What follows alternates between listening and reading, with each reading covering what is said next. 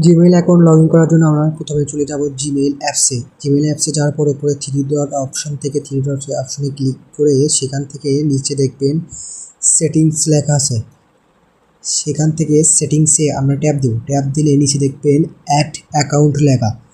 Add অ্যাকাউন্টের উপর tap দিলে দেখবেন উপরে দেখবেন গুগল লেখা, সেখান থেকে আমরা গুগলে ট্যাপ দেবো। গুগলে ট্যাপ দেওয়ার পর অল্প একটু ওয়েট করবে, তারপর দেখবেন ইমেইল অথবা ফোন নাম্বার দিয়ে দেবো। আমি এখান থেকে ইমেল দিয়ে দিলাম।